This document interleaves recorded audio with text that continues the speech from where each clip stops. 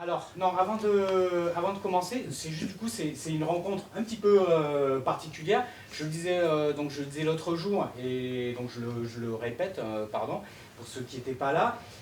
En fait, George Miller, la rétro, voilà, c'est grâce à Lydie Kanga, alias, si Gina Lollobrigida, voilà, qui est une figure importante de la contre-culture toulousaine et pas que toulousaine. Et en fait, Lydie c'était avant le Covid, tu étais venue me rencontrer, et donc avec une idée de faire quelque chose autour de ton oncle, donc José Kanga, qui était cascadeur et qui a un lien aussi avec Mad Max, et on y reviendra tout à l'heure. Donc en fait, l'idée, c'est d'abord, on va vous montrer donc un film toulousain, c'est le mariage des Diables Blancs sur la place du Capitole, donc qui avait été tourné par Dieu Z, donc troupe de funambules, et dont faisait partie José Kanga. Et ensuite un montage de donc différentes cascades ou différents. Il y a eu beaucoup de questions de Simca et donc de cascades qui étaient réalisées par José Kanga et qui a été monté par Lydie. Donc l'idée, c'est qu'on commence par ça, et ensuite on va partir de José Kanga, on va partir en gros à la place du Capitole pour aller vers Mad Max 2, puisque voilà, Max Aspin, qui est grand cascadeur, et notamment donc sur, je déflore rapidement, mais parce qu'on rentrera dans le détail, et donc Max Aspin, qui a assuré les cascades sur Mad Max 2, a fait ses premières armes avec José Kanga. Voilà. On lance. Est-ce que tu veux dire un mot et donc Melvin Z, pardon, excuse-moi, parce que du coup je Lydie et Melvin Z, donc voilà, que vous avez déjà vu hier soir, qui est donc le spécialiste de Mad Max, et donc avec un ouvrage formidable qu'il a signé déjà hier, mais que vous pourrez toujours acheter, peut-être pas ici, mais en tout cas en ombre blanche. Je pense qu'il y a encore, il y a encore quelques exemplaires. Et réalisateur donc aussi de Archaeologist of the Westland, voilà, qu'on a montré hier, que tu as présenté hier, et qui est aussi un film formidable autour de Mad Max, mais qui parle aussi d'autres choses et au-delà du cinéma, j'ai envie de dire. Est-ce que Lydie, est-ce que tu veux dire un mot sur ton oncle rapidement au départ, ou est-ce que tu veux qu'on lance tout et on y revient après? 2 mots sur le produit, parce qu'en fait, j'avais pas de monteur. Et ça s'est fait rapide. J'ai cherché pendant longtemps, puisque depuis 2019, je cherchais quelqu'un pour m'aider à monter les documents que j'avais rassemblés. Donc je n'avais pas. Et puis au dernier moment, c'est en mars que je m'y suis mise. Donc vous allez voir, c'est des choses que j'ai téléchargées. J'ai essayé de monter un peu au fil à fil. Plus j'avançais, plus j'ai appris des techniques avec les timelages. Et surtout, c'est différent l'image sur un ordi. Là, vous avez une perte de définition, ça s'appelle une image gonflée, voilà. C'est humblement, c'est un fil tendu entre la place du Capitole et Melvin, qui m'a appris avec une grande joie que voilà, il y avait un lien avec Mad Max qui nous a marqué, ma génération. Les punks, je veux dire, quand Mad Max 1 est sorti, c'était pareil que les Sex Pistols, je crois. Voilà, c'est tout. Ok, alors on lance, je vais dire qu'on lance, et puis on se retrouve après. Moi, ce que je propose, peut-être Lydie, c'est de nous en dire un petit peu plus, peut-être sur José. On l'a vu à l'œuvre, et voilà, nous brosser un petit peu son histoire, et pour arriver justement les dernières images jusqu'à l'Australie et Max Aspin pour reprendre notre fil Mad Maxien. Voilà. En fait, donc je ne savais pas monter, si bien que le texte à la fin, il déroule très très vite. Mais tout est parti d'une histoire. En fait, tout est parti parce que mon oncle, je ne l'ai pas vu beaucoup dans ma vie. Il passait tout le temps, il arrivait à l'improviste. Et la seule chose qu'on avait, c'était des cartes postales qui venaient de partout. On habitait à côté de l'American Cosmograph avec mes parents.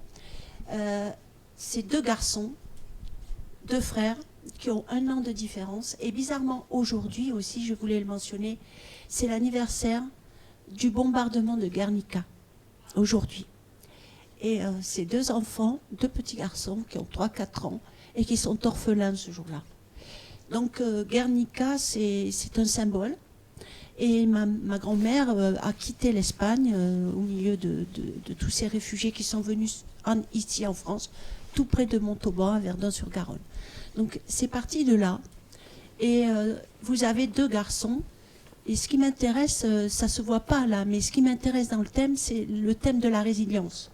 C'est le trauma de l'enfance, comment 2 gamins ont évolué. Mon père, lui, s'est fermé dans le dessin, tout petit. Il dessinait. Et mon oncle, lui, il n'était jamais à la maison, il se cassait tout le temps, il se trouvait toujours des gens. Et c'est ce qu'il a fait finalement, il s'est cassé. Et donc, là, vers la fin de... J'ai vécu longtemps loin de Toulouse, je suis revenue et je me promenais avec mon père. Et il avait une mélancolie profonde, surtout notamment au moment de la Toussaint, des gens qui se retrouvent comme ça, qui vont sur les tombes de leurs parents. Et on marchait et il me dit, nous on n'a rien. Nous, on n'a rien. On ne sait pas où aller. J'ai plus personne et où c'est qu'on va. Et du coup, il y a quelqu'un qui m'a aidé, qui est Toby Nathan, que je vais mentionner parce que c'est un ethnopsychiatre qui m'a aidé sur la question des exilés, des migrants, des émigrés, des sans-terre. Puisque mon père, quand j'étais petite, lui, il était carrément un apatride. Il n'avait pas du tout de papier. Enfin, il avait des papiers d'apatride. Et je me suis dit... C'est vrai, et ce que dit Toby Nathan, les migrés, bon, ils détestent le terme de migrant, parce qu'en fait, un migrant, c'est quelqu'un qui arrive, qui va passer, qui va traverser, et puis casse-toi. Tu passes, tu rentres, tu sors. C'est des gens qui sont un petit peu voués à être de passage. Un exilé ou un émigré, c'est différent. Il sait d'où il vient, mais il va chercher d'où il vient. Et donc, le mot important, là, c'est que ces êtres-là ne savent pas où sont leurs morts. On ne sait pas où sont leurs morts. Donc un jour, j'ai créé une page avec les réseaux qui s'appelait José Kanga, Funambule et Cascadeur, à la recherche, comme a fait Melvin dans son film qu'on a vu hier. C'est un peu de l'archéologie. C'est-à-dire que j'ai cherché des documents. J'ai posé cette page comme ça. Au début, je mettais des musiques. Au début, je mettais des photos. Je lui disais coucou. Voilà, quand ça me venait, je lui mettais une musique, il écoutait. Et puis, ils sont venus, tous les gens que j'ai nommés à la fin. Tous ces gens sont venus m'apporter des témoignages, me dire mais moi je l'ai connu, j'ai eu une femme qui l'a rencontré quand il était très beau, funambule en blanc, elle est sortie avec lui après, elle dit j'ai eu mon premier baiser avec votre oncle, elle habite à Agen. Après j'ai eu une jeune femme qui m'a dit ah mais moi il m'a monté dans une bagnole à Berlin, après le 2 roues, j'ai dit ah bon c'est un séducteur, mais non mais il s'est comporté très très bien, il m'a fait faire simplement du 2 roues. Voilà, donc tous ces témoignages sont arrivés, jusqu'à ce qu'un jour, Melvin m'écrive et me dise voilà, je compose un bouquin sur Mad Max, et voilà, et il m'apprend l'existence de Max Aspin, il m'envoie des photos, et on est entré en contact, et voilà. Parce que toi, tu savais pas qu'il avait cette partie australienne, Lydie, ton oncle? Si, alors le seul document filmé que j'ai trouvé tout de suite, c'est celui qu'on voit à la fin, mais en morceaux, comme petit morceau. Et comme j'avais fait donc ça pour mon père, je dis papa, j'ai trouvé ça. Et pour vous dire le côté émotionnel de tout ça, c'est que quand mon père a revu son frère, en sortant de chez moi, il est tombé. Voilà, c'était son frère, quoi. Mon père, en fait, quand son frère est mort, c'est intéressant de se dire qu'il s'est enfermé des jours. Et il ne parlait pas. Et le seul texte qui l'a consolé, c'est les lettres de Van Gogh, hein, son frère. Et là, il est ressorti après plusieurs jours vraiment de silence et il s'est mis à peindre. Et il a peint, voilà, il a peint des copies, des Modigliani, des trucs, il a peint. Donc voilà, c'est un peu les traumas de ces questions-là. Et donc arrive Melvin et m'apprend ça. Et je dis waouh. Et parce que nous, on ne sait pas. Donc moi, je fais un travail d'archéologue en fait. Là, j'ai senti qu'il y avait des longueurs parce qu'on voit que de la Simca. Ils vont s'ennuyer, quoi. Puis tu me l'as fait remarquer. Comme j'ai collé au début, moi j'ai fait même la timeline, je ne connaissais rien. Donc je mettais un truc, je collais un truc, je collais un truc. Et après, à la fin, au bout de quelques semaines, j'ai compris qu'on pouvait mettre sur la timeline 1, 2, 3, 4, si bien que j'ai pu faire des textes. Et tellement j'avais peur qu'on ne comprenne pas que vous avez des textes avec du rouge, quoi. Je veux dire, c'était un peu exagéré. Et j'étais dans l'esprit, quoi. Et puis, au départ aussi, puis après je laisse parler Melvin, mais au départ j'avais quelqu'un qui devait monter. Donc il m'avait dit, envoie-moi les docs, et moi de mon côté j'écrivais l'histoire. Mais on n'a pas trouvé. Donc, il n'y a rien d'écrit de tout ce que je voulais dire. Notamment cette résilience. Ce côté... ces mecs-là, moi, ce qui m'intéresse, jamais je m'étais penchée sur les bagnoles, mais ce cratch de bagnole, ça, c'est quand même un poudroiement de l'être. C'est-à-dire que tu sors du poids de ton existence, ou même de ton identité, ou qui je suis, c'est des gens, ils viennent de partout. Ils sont... Voilà. Vraiment, il y a ce poudroiement-là quand la bagnole, elle... Après, j'ai des détails sur le Cornio, après, j'ai des détails sur Alphaville. Mais voilà, je vous laisse les questions, puis je laisse parler Melvin. Melvin, toi, alors, comment tu fais la jonction, si je puis dire, entre Max Aspin et José Kanga, et comment, et voilà, et raconte-nous du coup quelle est la filiation, s'il y a, voilà, comment. Ah oui, tout à fait. En fait, moi, c'est très simple, hein. Max Aspin, c'est le chef cascadeur de Mad Max 2. Donc j'ai pu le rencontrer avant qu'il décède en 2016. Donc je l'ai interviewé plusieurs fois. Et donc il m'a raconté sa vie. Et pour moi, Max Aspin, je m'étais simplement intéressé à sa carrière au cinéma et à la télévision avant qu'il arrive sur Mad Max. Puisque dans les années 70, il a fait... des films avant Mad Max 2. Il a commencé, en fait, ses premiers pas dans la cascade, c'est sur des séries télévisées au tout début des années 70, au moment où il a intégré une école de cascadeurs qui était dirigée par Peter Armstrong, qui était un des plus grands cascadeurs australiens de l'époque. Et puis, dans les discussions, il m'a dit, moi, je venais tout juste de commencer la cascade et j'ai été appelé pour participer à ce qu'on appelait les French Hell Drivers. Et moi, avant, j'avais jamais entendu parler de ça. Donc, direct, ça m'a interloqué, parce que je me suis dit, French Hell Drivers, des Français. Il me dit, oui, des Français. Et donc, il m'a passé un paquet de photos. Et donc, j'ai vu les photos de José Kanga, etc. Puis, il m'a expliqué que... a priori, je ne suis pas sûr à 100%, mais à la fin du petit documentaire, il y a Jackie Cavalier qui a un accident. A priori, l'accident est plus grave que ce qu'ils disent. Et en fait, ils l'ont appelé pour remplacer Jackie Cavalier, parce que Max Aspin, en fait, lui, à la base, il est plus jeune que José Kanga. José Kanga est né dans les années 30, Max Aspin est né à la fin des années 40. Et lui, dans les années 50, quand il était gamin, il a commencé à faire des courses de caisse à savon. Et rapidement, il a calculé que ce qui lui plaisait le plus, c'était de faire des tonneaux avec, etc.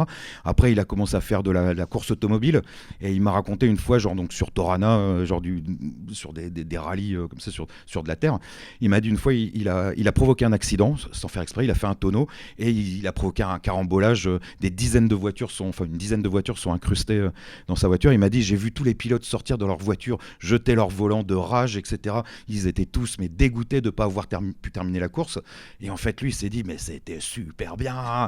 En fait, lui, il préférait avoir un accident, provoquer un chaos improbable, plutôt que de terminer ça l'intéressait plus que de terminer la course vainqueur, quoi. Donc, il est passé au stock car, ce qui était plus son truc, casser des voitures. Et donc, les French Hell Drivers, ça lui correspondait tout à fait. Donc, il m'a raconté le premier après-midi qu'il a fait avec eux. La première cascade qu'on lui a demandé de faire, c'était de faire un tonneau avec une voiture. Donc, en gros, c'est simple, il arrive, il prend une rampe et il fait basculer la voiture. Et en fait, il a raté son coup. C'est-à-dire qu'il n'arrivait pas assez vite et la voiture est restée sur le toit. Donc, il était consterné d'avoir lamentablement échoué. Donc il est reparti pour faire un tour, et ce coup-ci, il a monté la rampe un peu plus, et au lieu d'arriver à 80 km/h à peu près, il est arrivé à 130 km/h.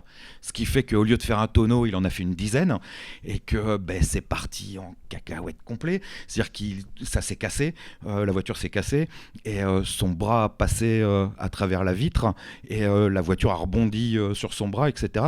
Donc la cascade a été particulièrement spectaculaire, mais il a terminé à l'hôpital. Et il m'a dit, sur le chemin dans l'ambulance qui m'emmenait à l'hôpital, je me suis dit, c'est ma première et dernière fois avec les French Hell Drivers. Et en fait, le soir, à l'hôpital, une fois que la journée était terminée, José Kanga et les autres sont arrivés avec du champagne, et ils lui ont dit, bienvenue dans les French Hell Drivers.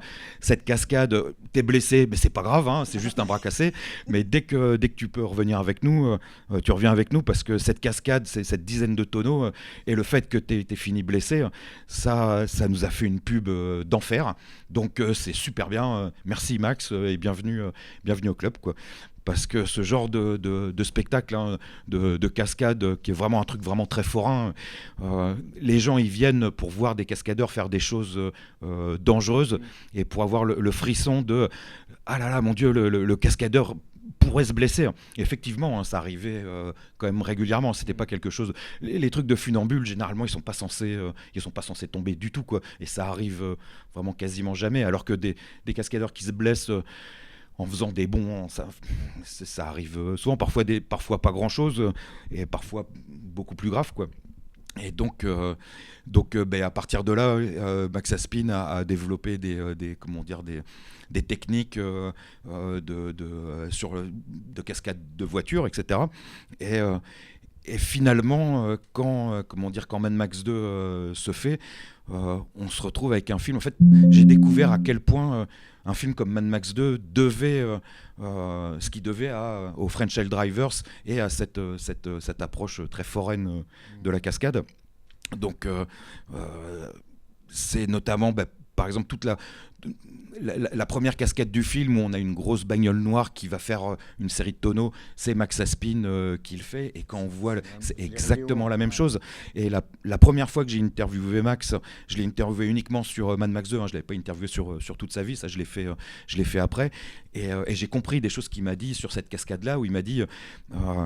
c'est assez simple, hein, de faire un tonneau. Il suffit de prendre la rampe assez vite et puis après il suffit de s'accrocher, quoi. Et il m'avait dit j'enroule, par exemple, chaque cascadeur a ses propres petites recettes, ses propres petites techniques, et lui notamment, il enroule ses bras dans la ceinture de sécurité, dans ses harnais. En fait, il y a deux sangles, et en fait, il s'enroule les bras dedans, et il se couche sur le siège. Et donc après, quand j'ai appris comment il avait raté, ce qui s'était passé quand il avait raté sa première cascade chez les French Helldrivers, d'un coup j'ai compris, j'ai fait ah d'accord, je comprends pourquoi tu enroules ton bras. C'est pour éviter que quand ça part, en fait, le corps est balancé dans tous les. Il y a plus une fois que le truc est parti, il y a plus aucun contrôle. Donc il s'accroche et puis good luck, quoi, bonne chance. Et donc j'ai compris pourquoi il s'accrochait les bras il se ficelait les bras de cette manière-là.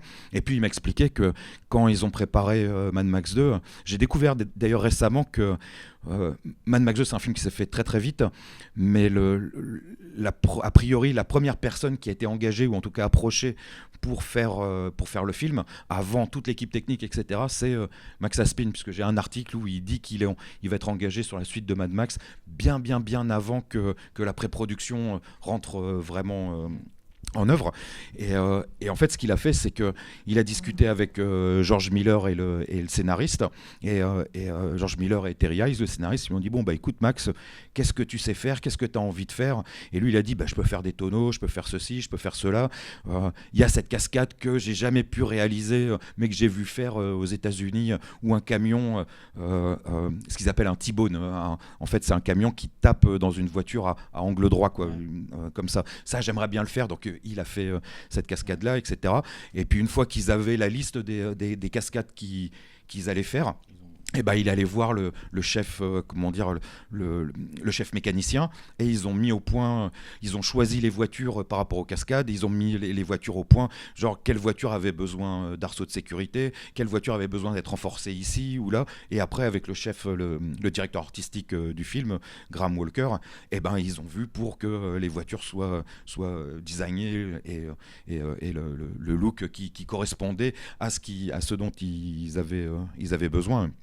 Donc à ce niveau-là, il y a un lien direct et très fort. Et puis même d'une manière, au-delà de Mad Max 2, sur en tout cas les deux premiers Mad Max, et sur une partie du cinéma australien de cette époque, il y a un lien très fort avec la voiture, la place qu'avait la voiture en Australie à cette époque.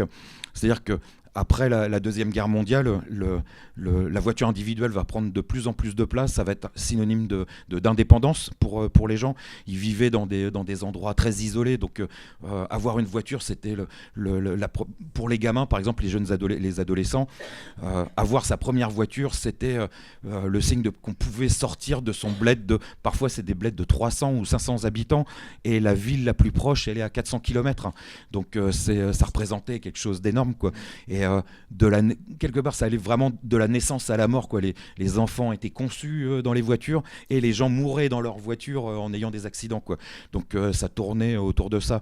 Et puis dans les années 50, 60, les stock cars et les choses comme ça, parce que les French Hell Drivers ont eu un succès énorme en Australie.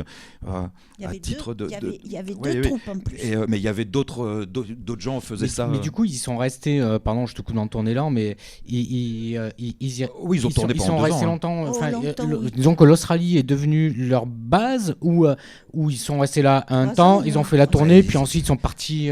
C'est-à-dire que l'Australie se prête bien à ce genre de trucs, donc Oui, ils sont restés 2 ou 3 ans. Après, ils ont tourné en Asie, etc. Après, ils sont partis, oui. Et puis il y avait des histoires d'argent aussi, de voir des trucs.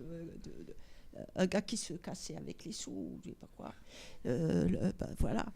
Mais je pense qu'il y a bien eu à avoir 2-3 ans. Parce qu'en fait, moi je cherche toujours des documents, mais à mon avis, il y a 2-3 ans, on n'a qu'une copine là-bas en Australie qui a tourné avec eux, qui les a suivis après sur l'Asie.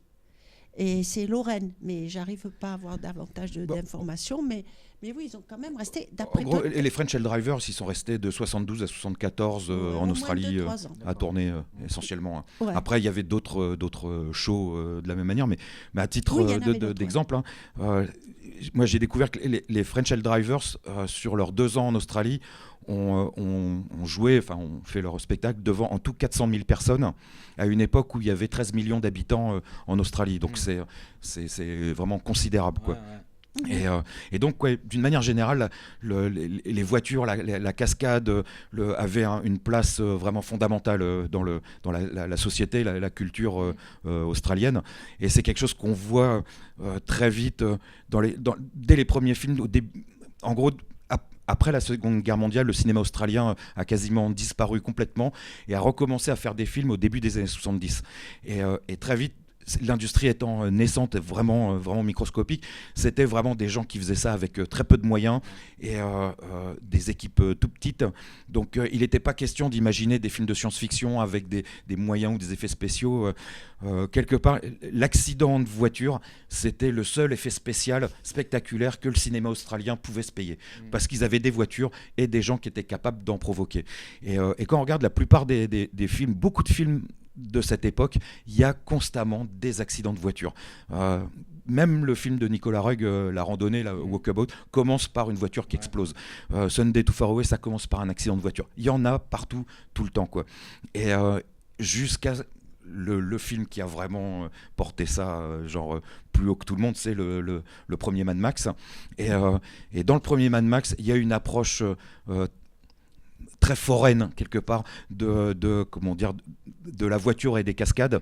C'est-à-dire que les spectateurs qui sont allés voir le premier Mad Max avaient une émotion qui était proche des spectateurs qui allaient voir les French Hell Drivers. C'est-à-dire que les cascadeurs qui conduisaient les voitures dans le film prenaient plus de risques que ce que les personnages sont censés prendre, quoi. Normalement, ça devrait être l'inverse, quoi. Mais clairement, les gens, les cascadeurs prenaient plus de risques ou autant de risques que ce que vivaient les personnages. Et par exemple, une anecdote assez révélatrice sur le truc, c'est que dans Mad Max 1, il y a une scène où le motard de la police va faire une pointe de vitesse sur une petite route. Et le truc le plus simple, et ce que normalement tout le monde aurait fait, c'est ils auraient accroché la caméra sur la moto, quoi. Mais George Miller voulait pas que la caméra soit accrochée sur la moto, parce que dans ce cas-là, quand la moto prend un virage et qu'elle penche, la caméra aurait penché, l'horizon aurait penché en même temps, quoi. Et Miller voulait que l'horizon reste horizontal et il voulait qu'on puisse voir l'aiguille de vitesse dépasser 180 km/h. Donc comment ils ont fait ? Ils ont demandé à un biker qui était capable de faire des pointes de vitesse. Le chef-op s'est accroché derrière. Ils se sont ficelés les deux avec une ceinture. Et comme le chef-op avait une caméra énorme, il ne pouvait pas mettre un casque. Et donc, ils sont partis à quasiment 200 km/h avec une caméra hyper lourde et avec une lentille genre énorme, ce qui fait que ça prenait le vent. Mais c'était nettement plus dangereux que juste ce que fait le personnage dans le film. Et on le voit aussi par rapport aux images qu'on voit, comment étaient filmées les poursuites en voiture à cette époque-là, ou même par exemple Bullitt, etc. Très souvent, c'est une caméra qui est posée sur un trépied au bord de la route, et puis genre, dans le meilleur des cas, la caméra va suivre comme ça, quoi. Ce que Miller voulait, il voulait que la caméra soit embarquée au cœur de l'action, quoi. Et par le montage, par le talent que Miller a eu sur le montage, il y a des moments où on se demande, on ne comprend pas très bien ce qu'on a vu. À un moment, il y a un gamin, 2 voitures passent de chaque côté du petit gamin qui est au milieu de la route.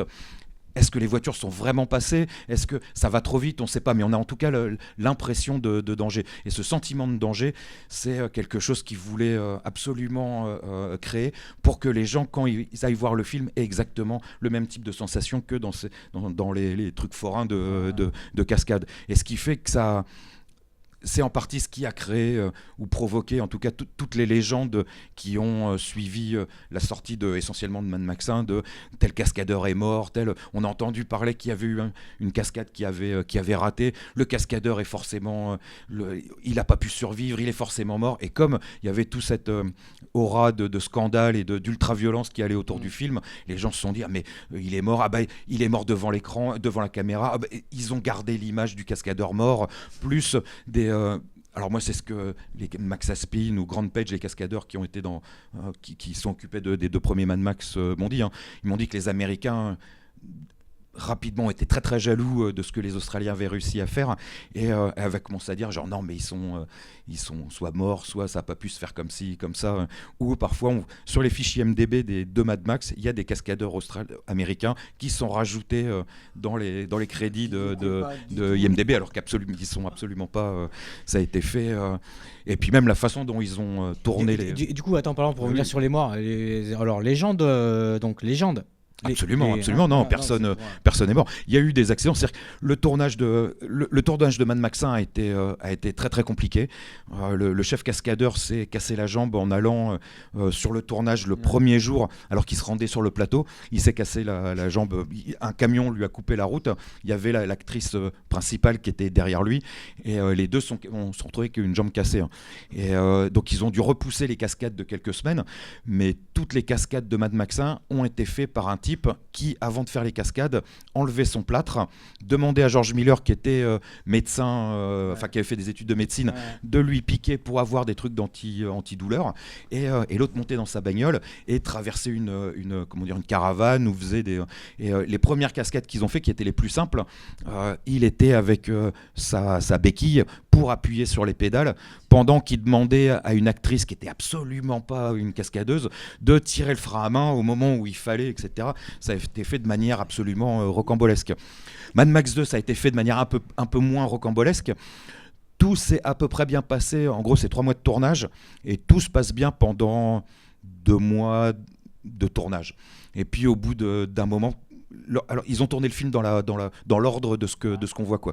Et donc, si vous avez eu Mad Max 2, le dernier quart d'heure, c'est une grande poursuite d'un camion, on verra tout à l'heure, un camion qui se fait pourchasser par... Donc, c'est vraiment l'orgie de cascade pendant un quart d'heure. Et là, Max Aspin a fait une cascade agacé de l'avoir raté. Donc, c'est une cascade qui intervient plus tôt dans le film, quand Max ramène le camion au campement, où en fait il y a une voiture qui fait un vol plané et qui s'écrase dans un fossé, dans un tas de carcasses de voitures. Il l'avait fait, mais il n'était pas content. Il trouvait que c'était pas assez spectaculaire, ça lui avait pas plu. Donc quelques semaines plus tard, George Miller lui a permis de refaire la cascade. Donc on voit, si on regarde attentivement la scène dans le film, on voit que suivant les plans, parce que c'est fait, il y a quelques plans où tout l'avant de la voiture est arraché, puisque c'est la deuxième cascade. Mais donc, qu'est-ce qu'il a fait? Il a monté la rampe et puis il l'a pris beaucoup plus vite. Bon, bah, résultat, il s'est planté de manière un peu trop violente et il s'est cassé une vertèbre et cassé la cheville. Et en fait, il est rentré, le moteur l'a percuté, etc. Enfin bon, ça a été, il s'en est sorti de justesse. Mais bon, bah, pour tout le reste du film, le chef cascadeur était sur béquille. Quelques jours après, le deuxième cascadeur, Guy Norris, qui était tout jeune, qui avait une vingtaine d'années, et qui, après, par la suite, va continuer à bosser avec Miller. Et c'est lui qui est chef cascadeur et qui s'est occupé de toutes les cascades de Fury Road, et qui est devenu maintenant réalisateur de seconde équipe pour George Miller. C'est le réalisateur de seconde équipe pour 3000 ans à t'attendre. Bref, percute un buggy en moto, et en fait, veut trop bien faire. 20 ans, il veut impressionner tout le monde. Il y va trop vite. Il fait ça comme une andouille. Ses jambes percutent le buggy et il part en spirale. Il fait une cascade beaucoup plus spectaculaire que prévu, mais il se retrouve à l'hôpital avec une jambe cassée. Donc deuxième cascadeur à l'hôpital. Mais je crois c'est genre le lendemain quasiment, Kim Noyce, donc le troisième cascadeur, il avait un day off, donc il s'est amusé à faire de la moto dans le désert et il s'est arrêté pour saluer un gars qui trimballait des dromadaires, parce qu'il y a beaucoup de dromadaires en Australie, et notamment là-bas. Et en fait, le bruit de la moto a effrayé l'animal et il s'est pris un kick du dromadaire qui l'a envoyé valdinguer, mais il s'est retrouvé avec une jambe cassée.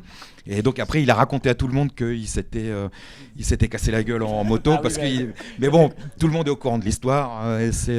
Et donc, trois à l'hôpital, et donc toute la fin des cascades, toute la fin de la poursuite finale a été faite par des gens de Broken Hill, du Blade où ils ont tourné, qui étaient au mieux des pilotes de rallye amateurs, mais qui n'étaient absolument pas cascadeurs et qui ont dû faire des choses quand même relativement dangereuses.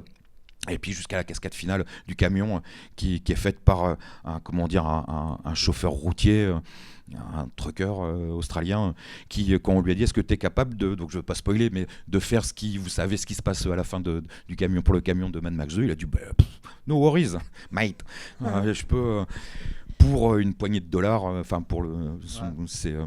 donc à cette époque-là, c'est aussi pour ça moi, que j'ai travaillé sur ces sujets. C'est que c'est des films qui ont été faits de manière absolument rocambolesque par des vrais flibustiers qui étaient, comme je le disais, c'était des vrais maniaques, quoi. C'est-à-dire que dans les années qui ont suivi, il y a des règles sont arrivées. L'industrie, elle était toute jeune, donc ils ne savaient pas encore trop comment faire. Et il y avait plein de choses qu'ils faisaient. C'était pas vraiment illégal parce qu'il n'y avait pas encore de loi pour l'interdire. Rapidement, à partir du début des années 80, ils vont commencer à changer ça, professionnaliser le truc, et puis interdire l'alcool sur les plateaux, enfin des choses qui paraissent évidentes, mais qui à l'époque ne l'étaient pas forcément. Grant Page, c'est quelqu'un qui aimait beaucoup les produits stupéfiants, qui fumait du hashish continuellement, prenait des acides, etc. Bon, voilà, ça, c'est vraiment les années 70, une époque farfelue.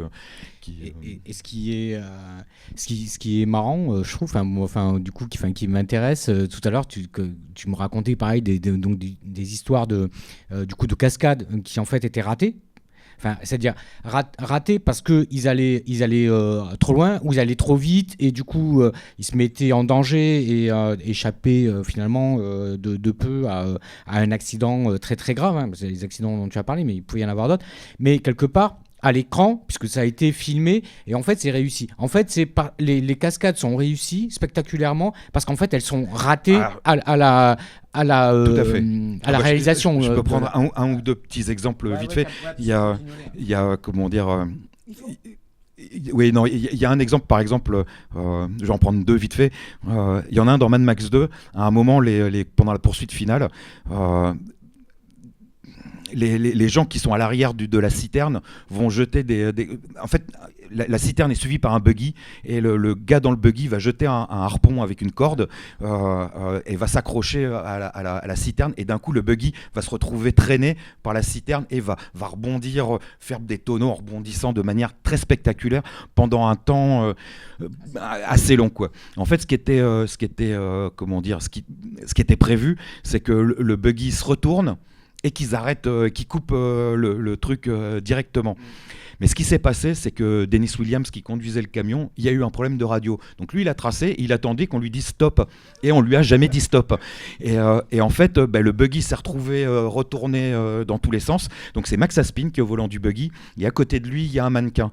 Et en fait, ce qui s'est passé, c'est que Dell Aspin, donc sa femme, qui était aussi cascadeuse sur Mad Max 2, elle était au-dessus. Elle doublait là, ce qu'on appelle la Warrior Woman, la femme en blanc qui fait partie des gentils, quoi. Et elle a vu ça. Panique totale. Et puis George Miller, il voit ça. En fait, il voit le mannequin sortir à moitié du buggy et être fracassé par le buggy. Sur le coup, il croit que c'est Max Aspin. Et il entend, donc lui, il dit stop, stop, stop. Il hurle stop dans tous les sens. Couper, etc. Et en même temps, il entend le gars, le réalisateur de seconde équipe qui était genre sur le côté, qui à la radio dit oh, non, mon Dieu. Et lui, George Miller, persuadé que l'autre a vu que Max Aspin était démembré, etc. Et au final, au bout d'un moment, Dennis Williams se demandant pourquoi personne lui dit d'arrêter, finit par s'arrêter. Max Aspin sort hilar du buggy en disant genre ah là là, mais quelle cascade, vraiment, qu'est-ce que genre il m'a dit ouais, j'ai quand même eu mal, hein, ça a fait mal, hein, j'étais secoué, quoi. Et George Miller réalise que en fait c'était juste le mannequin qu'il avait vu et va demander à l'autre, il lui dit mais pourquoi t'as dit oh mon Dieu non. Et l'autre il dit mais parce que mon chapeau auquel je tiens tellement s'est envolé. Et j'étais ah non mon chapeau, non mon Dieu non mon chapeau. Et donc là George Miller va voir Dean Semler qui est le chef opérateur et il lui dit mais dis-moi que t'as pas coupé. Et Dean Semler il dit non t'inquiète pas, j'ai gardé la prise. Et donc on voit le buggy, donc normalement ça aurait dû être quelque chose de beaucoup moins spectaculaire. Et l'autre histoire très célèbre, c'est à la fin du premier Mad Max, quand Max fait un demi-tour et va taper des 4 bikers qui sont sur un pont. Il y a 2 bikers qui se jettent dans l'eau, donc ça c'est Grant Page et Chris Anderson qui sont jetés dans l'eau. Donc pareil, je fais juste une petite parenthèse, hein. C'est pour se jeter dans l'eau, ils sont arrivés à fond la caisse, ils n'avaient pas de visibilité parce que c'est à la sortie d'un virage, donc ils avaient vaguement dessiné à la craie là où ils devaient sauter, et j'y suis allé moi à cet endroit dans le pont. La rivière, elle est pas hyper large et en fait pas très profonde, et Grant Page il m'a dit non, elle est profonde juste au milieu, il fallait qu'on tombe au milieu parce que sur les côtés il y avait juste 1 mètre, on y passait, quoi. Et pour éviter parce qu'ils sautent, donc la moto c'est un peu plus lourd, donc ça va un peu plus vite, normalement la moto tombe la première avant eux, quoi. Mais pour éviter de taper l'eau, que l'eau soit trop dure, au bruit, il y avait quelqu'un qui était sur la rive, qui avait un gros caillou et devait jeter un caillou dans l'eau pour en gros casser donc moi c'est quelque chose que j'ignorais, hein. Mais pour casser le fait que ça soit plat, parce que une fois qu'il commençait à y avoir des ondes, l'eau c'est plus facile, c'est moins dur de rentrer dedans, quoi. Et donc ils sont jetés mais à l'aveugle dans le truc, quoi. Mais bon, eux encore, c'est des vrais cascadeurs. Mais ils ont demandé à 2 bikers, donc 2 gars qui faisaient juste partie d'un club de motards, hein, pas du tout des cascadeurs. Ils lui ont dit, vous arrivez sur le pont et à peu près à 70 km/h, et vous penchez et vous laissez, en fait, vous couchez et vous laissez filer la moto, quoi. Mais moi, j'en ai parlé avec le gars qui est devenu célèbre, hein, pour cette cascade ratée. Il m'a dit, bah ouais, il m'avait dit d'y aller à 70 km/h.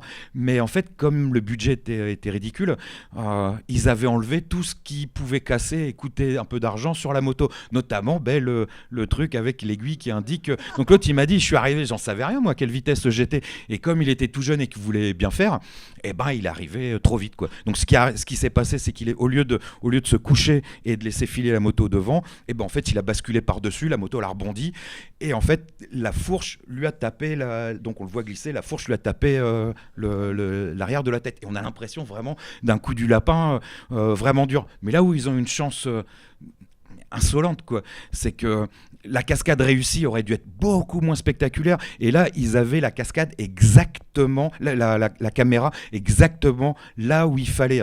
Et en fait Del Bench, donc le biker, doublait Nico Gazzana, il y a une différence évidente de gabarit, hein. Nico Gazzana c'est comme un rude gaillard assez grand, et Del Bench c'est un petit gaillard qui fait bien 15 cm de moins, quoi. Et donc il portait, donc ils n'avaient pas des habits, c'était les mêmes habits, hein. Donc il avait les habits de l'acteur, et notamment son casque qui était pas sa taille, qui était un casque trop grand, quoi. Donc en fait ce qu'on voit, le mouvement est amplifié par le fait que le casque étant trop grand pour lui bouge plus que ce qu'il aurait dû bouger, quoi. Donc s'ils avaient voulu mettre ça au point, ils y seraient jamais arrivés, quoi. Et donc ils ont une image qui est clairement rentrée dans la légende, puisque le générique du début de Mad Max 2, où il y a un générique en noir et blanc, où il y a des images d'archives qui passent, etc., et quelques extraits de Mad Max 1, il y a cet extrait-là c'est une des images les plus spectaculaires, et c'est la légende où on dit ce biker est mort, etc.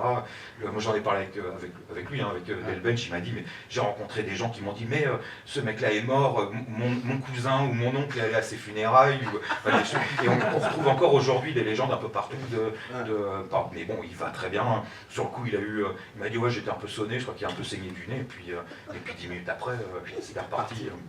Donc, et ça, ouais, des histoires comme ça, il y en a un paquet, hein. Ils doivent jeter un cocktail molotov, dans Mad Max 2, ils doivent jeter un cocktail molotov sur une voiture, et on le voit, tout le capot à l'avant, il y a une espèce de gelée blanchâtre, qui est en fait un produit qui est censé prendre feu. Donc normalement, il devait y avoir juste une bouteille d'essence qui devait en fait enflammer ce truc, et donc les mecs, au volant Max Aspin, à côté de lui Jerry Gosselin, donc un autre cascadeur, et il devait rouler genre comme ça, avec les flammes sur le capot, qui devait être relativement impressionnant, quoi. Sauf que les gars qui ont lancé les 2 cocktails Molotov ont raté leur coup, et les cocktails ont tapé dans le pare-brise, et en fait les flammes sont rentrées sur tout le côté, et eux ils m'ont dit, mais d'un coup on s'est retrouvés, on était à rouler à une certaine vitesse, l'habitacle enfumé, une température, ils pensaient qu'ils étaient en train qu'ils allaient mourir, ils allaient être brûlés vifs, et puis à essayer tout en essayant d'arrêter la voiture, de trouver où est-ce qu'il pouvait être l'extincteur, comment faire pour sortir de là, etc. Enfin, ils ont vraiment cru qu'ils allaient y passer, quoi. Et donc quand on voit la voiture qui slalome comme ça enflammée, ils font pas semblant, quoi. Et donc voilà, des conditions de sécurité, on va dire, discutables, mais pour un résultat qui fait un film. Tant que personne n'est mort sur le film, on peut pas, comment dire, ils ont dire que c'était bravo les mecs. Ouais. Mais bon, c'est quelque chose que je dis régulièrement. On porte au pinacle régulièrement Mad Max 1 et Mad Max 2, même Fury Road, hein, sur le fait qu'ils ont fait les cascades en vrai, etc. Et c'est vrai que c'est des films qui sont remarquables, en tout cas pour ça, quoi. Après, je serais un peu plus, comment dire, je mettrais un certain bémol dans le sens où ça reste quand même du travail, ça reste quand même que du cinéma, et c'est quand même dommage de tuer des gens au boulot, et que les cascades normalement ils sont pas censés être blessés, enfin c'est quand même dangereux, quoi, et que c'est quand même bien que l'industrie ait évolué avec un peu plus de sécurité, parce que au début des années 80, dans l'industrie australienne, il y a eu des accidents mortels et qui les ont obligés de refaire ça.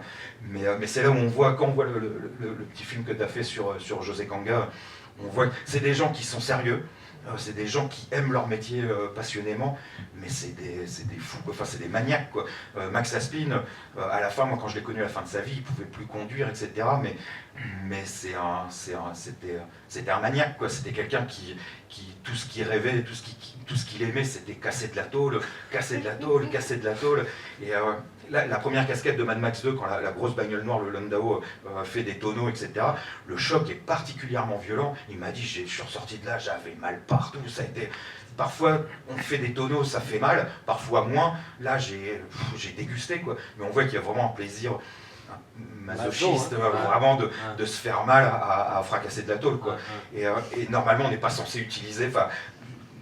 Ils ont bénéficié de ces fous furieux, quoi, de ces maniaques-là, quoi. Mais je pense aujourd'hui, dans le monde... Alors ça reste toujours des gens qui aiment bien se faire mal, hein. Clairement, comme genre les boxeurs, c'est quand même des gens qui aiment bien se faire taper dessus. On ne fait pas de la boxe si on n'aime pas se faire taper dessus. Donc pareil pour la cascade, si on a peur d'avoir un nez cassé ou de se casser une jambe, on ne fait pas ça, quoi. Mais là, à ce point-là, c'est... Et donc... Le lien avec les trucs de fête foraine où on remplace l'éléphant et le clown par un cascadeur et une grosse bagnole qui va tout casser dans les flammes, etc., il est évident, quoi. Et moi, c'est quelque chose que j'ai découvert je voyais déjà un lien entre les cascades dans Mad Max ou dans le cinéma australien et les gens qui faisaient du stock car ou ce genre de choses, quoi. Mais quand Max Aspin m'a raconté sa vie, qui m'a expliqué à quel point le temps qu'il a passé dans les French Driver avait compté pour lui, etc. J'ai revu les films autrement, j'ai réalisé énormément de choses, quoi.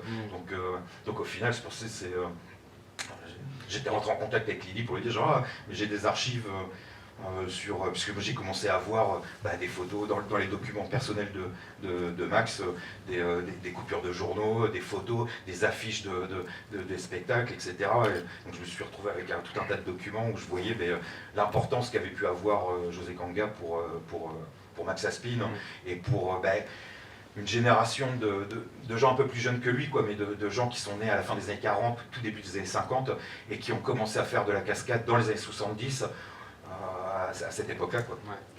Oui, parce que ça a commencé, moi, le premier cascadeur que j'ai contacté, j'ai dit, est-ce que vous connaissez José Kanga? Parce que pour moi, c'était qu'une histoire personnelle et familiale. Et il me dit, ah, mais José Kanga, mais pour nous, c'est un pionnier. Il a été pionnier dans le fait aussi qu'il est parti à l'étranger. Parce que jusque-là, c'était un peu ces choses dans les villages, dans les gens unis. Ce qui est intéressant aussi de souligner dans la question de la prise de risque, c'est que là, quand on a vu le document muet du mariage sur le fil, on peut remarquer qu'il n'y a pas de filet. Hein. Il n'y a pas de filet. Et je vais parler un petit peu de ça parce que donc, ma famille, c'est une partie espagnole et l'autre, c'est la partie polonaise. C'est-à-dire que c'est des gens qui avaient vu à Nice, en 1947, des funambules qui se produisaient déjà à la fin de la guerre à Berlin, sur les décombres, sur les bombardements. On voit ces funambules étendre leur fil. Et c'est des funambules, une troupe, les Camilla Parker, c'est des funambules de grande hauteur. C'est-à-dire qu'ils montaient des chapiteaux énormes et là-haut, ils faisaient de tout, quoi. Et la première fois, ils apparaissent à Nice, en 1947. Et pareil, c'est des grands chapiteaux montés, alors avec des sous-filets, des parties où il y a des petits filets. Et là, ils faisaient de tout. Ils se rasaient sur le fil, ils faisaient cuire un œuf sur le fil. Et mon oncle, par exemple, avait commencé comme funambule. Et il avait battu, l'époque, c'est les records, quoi. Lui, il avait quand même, à 23 ans, battu le record de 37 heures sur le fil. 37 heures. Et celle qui est juste avant lui, c'était 34 heures. Et c'est pareil, elle est dans l'équipe des funambules là, du Capitole. On la voit en photo encore devant la Halle au Grain. C'est Francine Paris. Elle, c'était 34 heures. Et donc, moi, j'ai grandi dans cette atmosphère où j'entendais, oui, ta tante, elle a fait la montée à la mort. Donc, la montée à la mort, c'était partir du sol de la place du Capitole jusqu'en haut de l'hôtel de ville, sans filet. Et par la suite, maintenant, c'est des choses inimaginables. Tout est calculé, tous les risques sont calculés. On vit dans une société où on nous met des filets partout, d'ailleurs. On est les caméras de surveillance. Et ça, c'est intéressant de se dire, voilà, ils ont traversé ici les fleuves, et toutes ces prises de risques, c'est intéressant. Autre chose aussi, je vous ai entendu sourire quand on voit monter le prêtre. Mais c'est pas n'importe qui, ce prêtre. C'est l'abbé Simon. Et c'est un plongeur, ce prêtre, pour gagner des sous, pour bâtir son église dans le Doubs. Il a sauté devant Notre-Dame, il a sauté jusqu'à l'âge de 76 ans pour gagner de l'argent pour son église. Et à Toulouse, il y avait le pont Eiffel qui existait encore à l'époque des années 50, qui a été détruit il n'y a pas très longtemps. Et donc, il avait sauté ce jour-là aussi, il a fait un plongeon dans la Garonne pour récupérer des sous. Donc c'est un marrant, hein, parce qu'il est monté là, ça l'amusait beaucoup. Hein. Et je voudrais souligner aussi que le funambule qui porte Dieu Z sur ses épaules, c'est donc Rudolf Omankowski, ce sont des Tchèques. Et ce sont eux qui ont formé Philippe Petit, le fameux funambule des World Trade Center. Et mon oncle, à un moment, quand il était aux États-Unis, il nous parlait de le recontacter, Philippe Petit, parce qu'il voulait traverser le Grand Canyon avec lui. Il voulait faire des choses avec lui. Donc, c'est des gens comme ça qui, pour nous, enfin, moi, ça m'épate, quoi. Voilà, ça m'épatait de te dire ça. Et donc, il y a aussi des drames, puisque petite, j'étais dans les caravanes des Collins, parce que là, sous le fil, il y a un gamin de 13 ans qui s'entraînait beaucoup chez ma grand-mère, qui m'a monté sur le fil. Parce que nous, petits, je le disais à Melville, Pouty, la maîtresse avait appris qu'on était des enfants de funambules par là. Donc elle avait dit, vous ferez un spectacle de fin d'année à la maternelle sur le fil. On a attrapé la coqueluche. Oh, ma mère nous a gardés à la maison tous les trois, mais pendant qu'elle était absente, on mettait un balai entre deux chaises et on tentait de marcher. Voilà. On essayait, quoi. Mais bon, on n'y est pas monté. Et pour dire que ça nous a... voilà, les Collins, qui étaient nos amis, quand j'étais enfant, on allait dans la caravane, ils venaient souvent faire des spectacles. Ils ont été dans le cirque Pender, ils ont fait une pub à l'époque où ils sont sur le fil et on a toujours besoin de petits pois chez soi, donc ils avaient fait ça. Et j'avais un petit bébé, j'aimais bien prendre leur petit bébé dans la caravane. Là, celui-là, quand il est monté sur le fil, le premier jour où il est monté sur le fil, il est tombé, il est mort. C'est des histoires aussi, ça. C'est des histoires de drames, de toutes ces choses de risque, voilà. Je sais pas, j'espère que ça vous a intéressé, ce qu'on a dit. Est-ce que... Non, peut-être il y a des questions. Et oui, il y a des questions peut-être. On peut prendre 5-10 minutes si vous avez des questions, n'hésitez pas. Sur le corneau, on peut en savoir plus. Voilà, c'est ça. L'anecdote du corneau, c'est très comique parce qu'en fait, toutes les cascades de Gérard Houry étaient faites par Gilles Delamarre. Et cet homme-là, c'est vraiment un homme qui mériterait un document pour lui tout seul. C'est le grand dandy de la cascade. Au départ, c'est un noble normand qui commence à faire des études de droit parce qu'il est dans la lignée de sa famille. Et puis, il dit, attends, moi, je me casse à sa famille et il dit, je vais faire du trapèze. Et il a commencé par faire du trapèze et après, il a commencé par faire des super sauts. C'est un champion recordman de sauts en parachute. Sa compagne, Colette Duval, magnifique femme qui était mannequin, idem. Donc, le corneau, c'est Gilles Delamarre. Et j'ai piqué pas mal de cascades là qui sont donc régies. C'est lui qui les régit, c'est lui qui les dirige. Mais au moment du corneau, il est au Brésil. Et mon oncle et puis André Hubert, eux, ils sont à Cinecittà en train de tourner un pastiche de James Bond 007 et demi, ça s'appelait. Et ils devaient faire des cascades. Mais ça traînait là-bas. Et donc, ils se sont trouvés en panne, ils rentrent en France. Et là, Gilles Delamarre les appelle en disant, voilà, il faut faire la cascade du corneau. Et je vous la confie. Il n'y a pas de budget. C'est le dernier jour de tournage. Et du coup, ils ont mis en place donc Gérard Houry a voulu tourner vers la montagne Sainte-Geneviève, pas loin du Panthéon. Et donc, ils ont mis en place la cascade. Hubert, lui, c'est un mécano. Il a vachement travaillé pas mal de trucs. Donc, qu'est-ce qu'ils ont fait? Il y a deux chevaux. C'est-à-dire qu'ils arrivent à fond la caisse. Mon oncle avec la Rolls, lui avec la 2 chevaux. Et ensuite, on a un plan où la 2 chevaux, elle explose. C'est parce qu'il y a 250 petits explosifs sur les rivets qui vont bingo. Au moment où elle touche, elle tombe comme ça. Donc, il y a 2 chevaux. Et Gérard Houry, lui, avait demandé à ce qu'elle arrive en sautant. Il voulait qu'elle arrive, boum, là, qu'elle saute et qu'elle explose. Mais pour André Hubert Moustache, c'était pas possible parce qu'il n'avait pas assez de place. Il n'avait que 50 mètres, il n'en avait pas 150 pour prendre un élan et voilà. Et donc, il était, lui, déguisé en Bourville.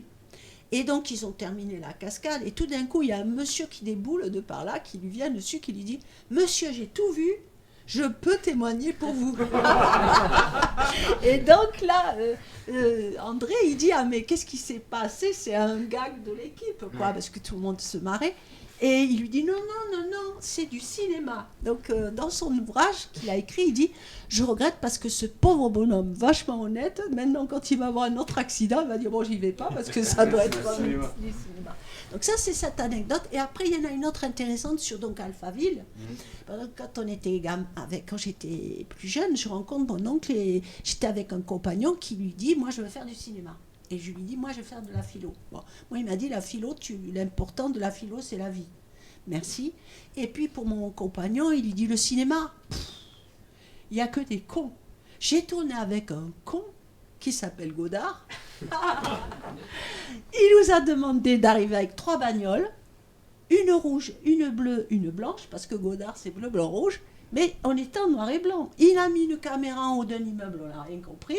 Bon, et c'est très marrant, parce qu'en fait, ils sont arrivés pour faire cette cascade, et il y a la descente de la voiture, de la je ne me rappelle plus la marque, dans le métro. Et là, il y a eu 2 essieux sous la bagnole pour qu'elle glisse. La Chrysler Vaillant, c'est une Chrysler Vaillant. Et donc, ils n'avaient que cette bagnole. Et la chance qu'a eu Godard, c'est que mon oncle y est allé avec toute la patate, parce qu'elle a pu descendre qu'une fois, elle n'aurait pas pu descendre 2 fois. Donc, elle descend, elle est cassée. Et du coup, dans ses mémoires, André Hubert dit « Je ne sais pas, j'ai pas vu le film, je ne sais pas comment il a raccordé. » Et en fait, il raccorde avec un plan, dans Alphaville, c'est un plan de police, de portière de police. Et après, on part sur ce que j'ai tenté de refilmer avec mon portable, cette espèce de valse de voitures qu'on voit comme des petites voitures d'enfants. Et puis, bien sûr que ça devait être frustrant pour eux, parce qu'en fait, ils ont fait une figure qu'on voit sur tout le long de toutes les publicités Simca, c'est-à-dire ils dérapent tous les 3 sous la neige. Et il y a donc Gilles Delamarre, André Hubert et donc mon oncle. Mais franchement, c'est vrai, et là, vraiment, Gilles Delamarre, c'est ça. Il fait un film qui s'appelle Le Saint à l'affût. Il y a Jean Marais, il a formé donc Jean Marais, il a formé aussi Belmondo, beaucoup Belmondo. Et là, la dernière cascade où il est mort, c'est qu'en fait, ils ont tourné sur un aéroport qui venait d'être vraiment construit. La piste, elle était toute neuve. Et donc, il y avait encore des rainures, ça dérapait pas bien. Du coup, il a fait sa cascade. Un pot, il a remplacé les personnages. En fait, je veux dire, il a sauvé la vie de tous les comédiens qui jouaient dans ce film. Et il arrivait. Et là, il a pris un coup et il est mort. Et je sais qu'avec mon oncle, ils avaient un lien très sensible. Et si bien que là, mon oncle a dit, je me casse, j'arrête tout ça, je m'en vais. Et celui qui a pris le relais, c'est Rémi Julien. Dans tout le domaine de la cascade française, Rémi Julien avait débuté avec eux, mais lui, c'était donc tout ce qui était moto, tout ce qui était stock-car, parce que c'était un champion de monde de moto. Il a pris le terrain. Parce qu'André Hubert, ça l'intéressait quand même, le cinéma. Et il est resté comme cascadeur important en France. Avec un autre que j'aime beaucoup, c'est un autre qui s'appelle Gérard Streif. Je l'aime beaucoup, lui, mais ça c'est personnel, j'ai un petit coup de foudre. C'est celui qui a fait la super cascade des choses de la vie, la voiture qui sort, qui est magnifique. Et c'est lui qui est dedans, la voiture, et qui sort, et qui au dernier moment va s'éjecter quand la voiture arrive sous l'arbre, là, et c'est la fin, quoi. Ça, c'est une très, très belle cascade du cinéma français. Voilà ce que je voulais rajouter. C'est tout. S'il y a des questions, maintenant j'y réponds. Mais je voulais vous le dire, ça. Bah en fait, ça va être la fin, parce qu'on a... Mais s'il y a une question, on peut prendre une dernière question. Moi, ce que je trouve marquant... Une petite parenthèse par rapport à ce que tu disais, il y a quelque chose dans le spectacle vivant de cascade. Les gens, ils faisaient les cascades, ils les faisaient une fois devant le public, ils la faisaient bien ou ils la faisaient mal ou il a raté. Et à cette époque, quelque chose qui a énormément changé par rapport à maintenant, par exemple, c'est que sur Mad Max 1 et sur Mad Max 2, comme exactement ce que tu dis sur les films français, ils avaient qu'une voiture. Ouais. Et quand ils faisaient la cascade, ils pouvaient la faire qu'une fois parce que s'ils cassaient la voiture, ils n'avaient pas de voiture de remplacement, quoi. Donc il y avait quelque chose vraiment proche du spectacle vivant dans le fait de quand ils tournaient ça pour des pures questions de moyens. Maintenant, par exemple quand ils font Fury Road, ils peuvent casser 15 voitures parce qu'ils en ont genre tout un... Ouais. Ils ont les moyens d'en faire plusieurs. Bourne, quoi. C'est non, ouais, voilà. Ouais. Ouais. Quand ils descendent les escaliers avec la mini. Ouais. Cette voiture qui descend la Chrysler. Ouais. La mini, là, quand la femme prend la voiture. Et dans le cas à l'italienne, là, avec les Maurice Cooper, les mini, là, au début, ils rataient les coups. Chaque fois, ils pliaient une dizaine de Mini Cooper pour réussir le coup, quoi. Même la scène Ronin avec Jean Reno et tout, là. Quand ils font la grosse poursuite dans Paris, là. C'est jamais Rémi Julien. Ouais. Et oui, Rémi Julien, c'est celui qui a vraiment marqué, hein, vraiment bien. Et personne n'a pris la relève dans votre famille? Eh bien non, mes frères, donc, nous a marqué, mon oncle, hein, donc Mes frères, oui, ils faisaient du trial, ils faisaient du motocross. J'avais 2 frères qui me suivaient. Et donc, ils ont fait de la Formule 1, de la Formule 3. Et ils s'entraînaient, gamins. Et quand mon oncle venait, ils essayaient de lui dire « Tonton, on va te montrer comment on sait faire. » Et tout ce qu'on voit en moto, là, ils voulaient le faire, ils le faisaient. Parce qu'ils ont été champions en Espagne de motocross, de trial. Mais mon oncle, voilà, c'est ça. Il savait, comme il le dit là, c'est dangereux. Il n'a jamais pris ses neveux. Il n'a jamais voulu. Et son fils, mon cousin Germain, c'est un marrant, mon oncle l'a mené partout, surtout à Berlin, partout il l'a mené. Et ça aussi c'est intéressant, c'est quelqu'un qui n'était pas allé à l'école, mais finalement il parlait 7 langues à la fin, mon oncle. Et donc il a vraiment formé son fils, mais autrement, aux affaires. C'est-à-dire que mon cousin est devenu un homme d'affaires, quoi. Il est en Arabie Saoudite et ça l'intéressait pas. De faire ça avec moi, ça ne l'intéressait pas. Et donc il y a ça. Et pour le funambulisme, non. Même mes tantes, j'ai encore une tante qui est vivante, des Diables Blancs, Anita. Ben non, c'est sa famille, non, ça n'a pas suivi, quoi. Voilà. Vous avez connu Philippe Petit? Non, malheureusement pas. Parce qu'en plus, moi, j'étais très loin de ce domaine-là. Bon, j'étais à Paris à un moment et plus branchée dans la réalisation avec un ami réalisateur. Donc, on avait été marqué donc, par Mad Max et j'étais dans ça. Puis ensuite, j'ai repris des études de philo de cinéma. Puis ensuite, j'étais maquilleuse sur des tournages et j'ai fait le dernier Gérard Houry. Et donc, je lui disais, Monsieur Houry, vous vous rappelez du Cornio et tout. Voilà, on a un peu discuté, quoi. Mais j'avais pas osé poser trop de questions. Il y a une hiérarchie sur un tournage, surtout si vous êtes maquilleuse. Et voilà. Mais ma vie aussi, ça, il y a des moments où, si je peux parler d'un truc marrant, de cascadeur, c'est que quand ils partent comme ça, ils savent pas où ils vont. Ben moi, il m'est arrivé 2 tournages comme ça, où je suis partie avec mes mallettes de maquillage, et notamment au Liban. Et là, j'ai eu la trouille. Parce que je suis partie là-bas, je connaissais rien, et ben, je sentais cette nature. Et à un moment, un soir, il y avait des artificiers pour faire les effets c'était un film sur la guerre, donc il y avait un artificier iranien qui faisait tout ce qui était les effets de balles et autres. Et un soir, on ramène toute l'équipe et moi je suis dans le van et je deviens la dernière nana dans le van. Et les 2 conducteurs étaient des Syriens, je ne comprenais pas ce qu'ils disaient. Et à un moment donné, en pleine nuit, vers 2-3 heures du mat, t'es crevé, t'as fait la nuit, tu vas rentrer chez toi à l'hôtel. Et ben, je m'aperçois qu'on est dans un terrain vague. Dans les phares, je vois un mur orange. Et j'ai dit, c'est ma dernière heure qui arrive, quoi. Une trouille m'a pris, je me suis précipitée vers l'arrière du van, j'ai dit, je me casse. Ils m'ont dit, non, Lady, non, restez là. Et là, il m'arrive un truc pas possible, c'est qu'ils s'étaient paumés, en fait. Ils étaient sortis de Beyrouth, ils s'étaient perdus. Et là, mon inconscient a fait droite, gauche, droite, tu prends devant, tu es, et bingo, j'étais à mon hôtel. Voilà. C'est le truc que je tiens un peu de mon long. Voilà. Il faut, On y va, c'est l'heure, hein? C'est l'heure, il faut arrêter.